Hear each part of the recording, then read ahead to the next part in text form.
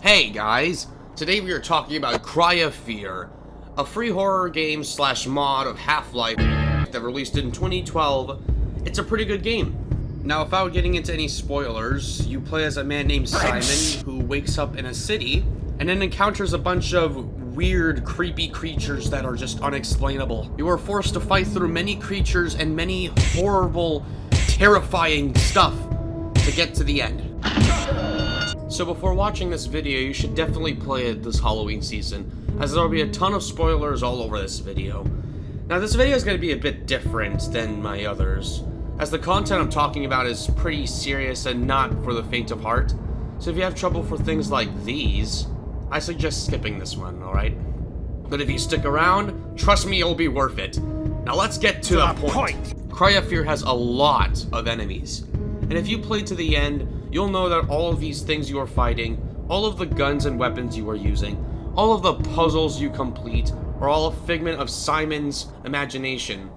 Actually, I'm pretty sure we're playing through Simon's book that he's writing. All of his depressive thoughts, all of his anger, hatred, anguish, etc. is combined into these terrifying creatures that you must kill to proceed into the story and come to terms with his depression. Unless you get the bad ending. You should kill yourself now! Assuming you read the title, you have the same interest as me. How is Simon able to come up with these creatures in his head? What traits do they have that are caused by his depression? Why is this man's forehead so big? Well, let's see. Starting with the first enemy you encounter in the game, the Slowers. Now, why are they called Slowers? I have no clue, but they are the basic enemy of the game.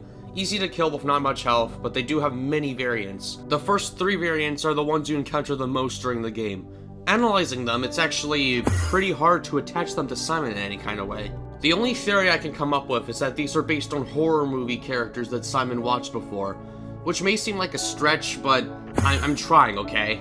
The main reasoning for that is that the next variant, Slower 3, bears a great resemblance to Michael Myers, who I do not think I need to explain at all. And because of this, I think my theory kinda holds. Now for the other 2, which are Slowers overtaken by some weird flesh tendril things, probably caused by another enemy we'll be talking about later, I don't really think they have much of a relevance to Simon himself, but more to the human flower. The last Slower type, called Slower No, which I love, has 3 freaking heads! It is one of the 4 enemies in the game that are exclusive and only appear once. And if I had to give you my best guess as to what relevance it has to Simon, well, I can't really think of anything. I mean, maybe Simon read a little too much about the Hydra? Next up, we have baby enemies. Now, I think that these are pretty obvious what they're based on. The apartment section of the game has many notes scattered around, as well as a room that is just filled to the brim with references to what appears to be a child murderer, which was killing kids in the apartments. It seems like this is an actual thing that happened during Simon's life, and it clearly took a big toll on his mind during it. These enemies are most likely representing the kids murdered by the murderer. Next up, we have the Faster, probably the most well-known enemy in Cry of Fear, besides a certain someone. I like to imagine her legs and arms being replaced by metal is a symbolic thing relating to the fact that Simon's legs got smooshed and now uses a wheelchair to get around, as the Faster needs to use these metallic replacements to get around. Her appearance makes me think that she could be related to the people he knew in the apartments. Her death animation's actually killing herself too for some reason, and I think we all know what relation that has to Simon. Here we have the Drowned, a very interesting character actually.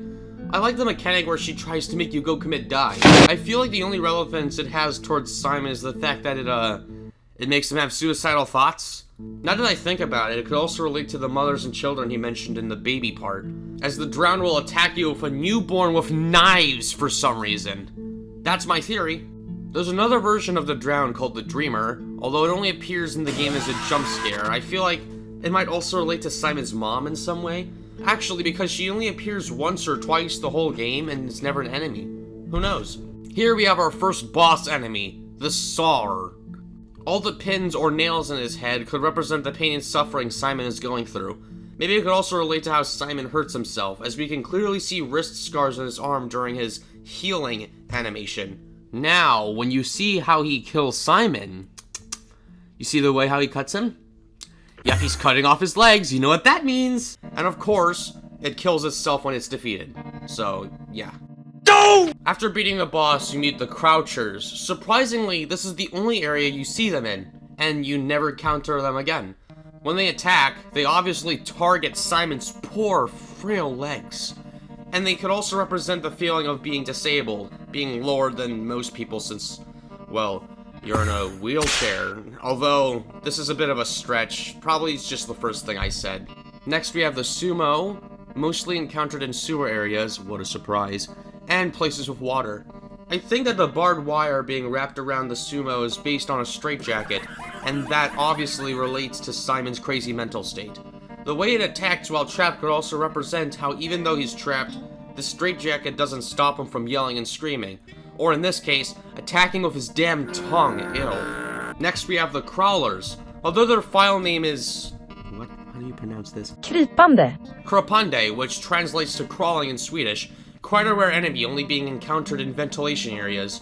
Seeing the fact that he crawls, he is clearly based on Simon's current state. See about the... Krypande, which translates to crawling no. Basically the crawler with the head of a faster. So I guess it's similar to slower no. Flygares, or what I call the bed guys, have multiple references to Simon. They are strapped down on a bed, which may connect to how Simon is feeling trapped in his wheelchair, needing it to move around too. He could also be strapped to the bed for being insane, like those insane asylums in movies, likely connecting to Simon's insanity. The human flower is a pretty terrifying sight. Seeing it and analyzing it, we could assume that this might be a manifestation of Simon's pain and suffering. Their grotesque nature makes me think that it's based off of the media that he watches. The fact that it's stuck in place could also be a reference to how Simon is feeling trapped, unable to move due to his accident with the car. One of the most disturbing characters for sure. The way it also blocks your progression and impedes your goal could also have a metaphorical meaning to Simon's depression getting in the way of his life. See? Aren't I so smart? Next enemy is actually a boss, the Mace. I actually have a lot of trouble connecting this man to Simon. Although the bandages could represent Simon being injured, I think the fact that you target his legs and shock him because he's standing in water could be connected to Simon's accident due to the leg thing. Although it's pretty hard to connect. Confusing enemy for sure. Next we have the Suicider. Okay, do I have to explain this one? I mean, it's pretty obvious how this connects to Simon. It shoots its stuff when you get too close to it or when it runs out of ammo. Yeah, pretty on the nose there, game. Next up we got all the variations of Faceless. Now, not counting the Valve one because it only exists for Simon to use during the Simon battle, the OG version likely represents the students that he was around during his time in college. The term Faceless is probably used because Simon likely distanced himself from others, not even looking at their faces, and just seeing them as others. People he didn't know. It would also explain why they all look the same, and why they all show up in huge numbers in the college segment. The Twisters are likely the same deal, but more distorted because of the place they appear in, when everything's, like, seriously messed up. The faced Faceless could represent how depression makes people often hide their emotions, mask them, so to speak. The crawling version of the Faceless is obviously a reference to Simon's crippled state. Now we have the Taller. He's a big boy. I feel like he's mostly a representation of Simon's overwhelming feeling of depression. I'm pretty sure people who struggle with depression see depression as this big, unbeatable thing, or seemingly unbeatable, as you can actually kill them, but it's extremely hard to do so, just like actual depression. The next boss we have is the Carcass. This thing is pretty scary looking. I think it's similar to the Flygare, the way it's strapped down in the chair, it can't move, it depends on the chair and chains to get around. Although there is something else about this thing. It arrives right after Sophie keeps herself safe. And depending on how you take on the creature, it affects the ending you get. Leaving the monster behind and letting it live makes Simon murder Sophie in real life, but killing it makes Simon spare Sophie. So, it's most likely a manifestation of the grief and suffering caused by Sophie rejecting Simon when he asks her out. Sadly, he never had enough Riz. Please. I fucking love you. Just let me go, Simon. We are almost at the end of this video. I hope you've been enjoying the video so far, and if you are, why don't you hit the like button and subscribe? That would be pretty great. It helps a bunch and gives me more motivation to make these great videos like this one. Thanks. Now let's continue. The Stranger is next up, and because of how it floats around and is able to deal damage to Simon just by looking at him, it can be assumed that it's very powerful, and is most likely Simon's book causing a slow, horrible mental pain on him. I mean, it has a book for a head, so yeah. Next we have citalopram. Pretty on the nose name, actually. It's an antidepressant, likely the drug Simon was prescribed by Dr. Purnell. Other than that, there's no other connections I could make. Next we have the hangmen, which are very scary.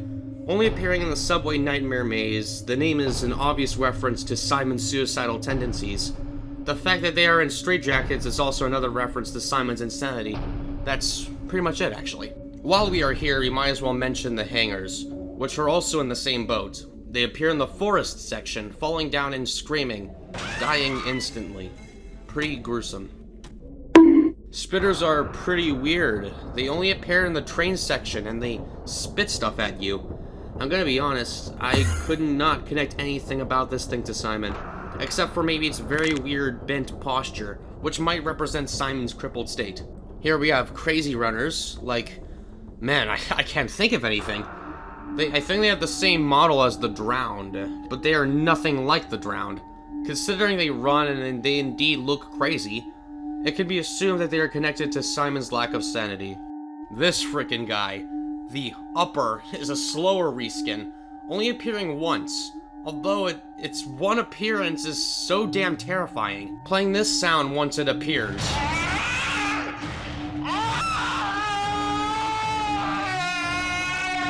Obviously, the broken, malformed legs is representing Simon's broken legs, and now it's forced to stand on its hands, which is probably something it doesn't enjoy. Kind of like Simon. I mean, who would enjoy sitting in a wheelchair? They both are likely in mental pain, being forced to use these as their way of transportation. Psychos are next up, and well, come on, they're insane, and they only appear in the insane asylum. But they do hide in dark corners most of the time, though, which could connect to, like, how Simon feels. Hiding in the darkness is a thing I'm pretty sure most depressive people do. I mean, I do. Dr. Purnell is the next boss enemy, and, well, let's be honest, we don't have to talk about him. He's more of a story character than an enemy. Same can be said for the final boss of every ending except ending 4. I mean, it's just Simon, man. It's you. The real you. Book Simon, which is the boss in ending 4, is actually worth talking about, though. I like to imagine Book Simon as the Simon you've played as the whole entire game, as he has all the weapons you collected with him.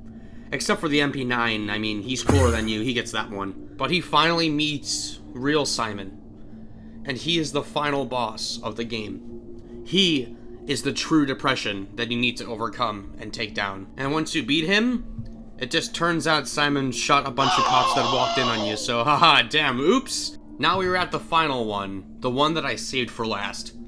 Cause he is the head of the game, alright, let's be honest. The Saw Runner. Appearance-wise, it looks like the masks are definitely a sign of Simon masking his emotion, from every angle actually, with happy little smiles. Now for in-game, I think the Saw Runner represents panic attacks, anxiety, that kind of thing. He shows up randomly at certain parts of the game, and you never know when he'll come up again, causing great anxiety to the player. And once he does show up, I think it represents a panic attack, happening so suddenly, so fast, and it scares the living hell out of you. I'd imagine that's how Simon felt while writing this enemy in his book.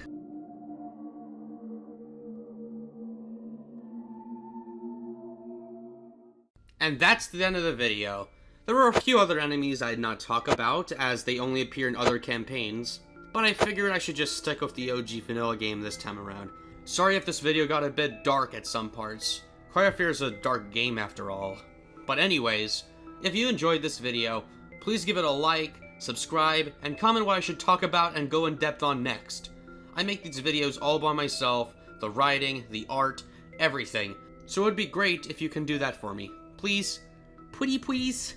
Okay, that's all now, guys. See ya!